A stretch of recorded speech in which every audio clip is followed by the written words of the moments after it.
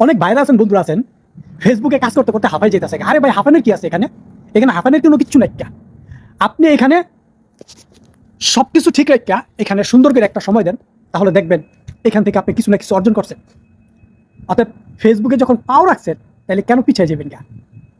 পিছিয়ে গেলে তো আপনার ব্যর্থতা, এটা তো ফেসবুকের ব্যর্থতা না, এটা আপনার ব্যর্থতা। ফেসবুকে এখনো লক্ষ লক্ষ টাকা আর্ন করা যায় যদি আপনি ওই এই রাস্তাটা আপনি চিনেন। তো অতএব যে দেখেন, ফেসবুকে এখনো অনেক কিছু আছে যা আমরা এখনো সেই রাস্তা এখনো যাইনি। দেখেন, এই যে আপনি আমার ভিডিওটা দেখতেছেন, এখন আপনি আমাকে একটা কমেন্ট করলেন, একটা লাইক করলেন, কিন্তু আপনি কিন্তু আমার আমার আমার সাথে সবসময় যুক্ত হয়ে থাকলেন না। আমাকে একটা ফলো করে দিয়া যদি আমার সাথে যদি যুক্ত হয়ে থাকেন, তাহলে আমারও এঙ্গেজমেন্টটা যেরকম পারবো, আপনারও এঙ্গেজমেন্টটা ঠিক সেরকমই পারবো। তো আপনারা কি করেন? ফেসবুকের ইনকামের আশাও করেন, আর আইসা একজনের ভিডিওতে লাইক কমেন্ট করে একটা দিয়া বাস ফ্রুত করে যান গা। এরপর আবার 3 দিন পরে আপনার মানে মাথাটাইয়া দেওয়া যায় আর কি। তো দেখেন, এইভাবে যদি কাজ করেন, আপনি এখান থেকে কোনোদিনও মানে কোনো কিছুই অর্জন করতে পারবেন না ভাই।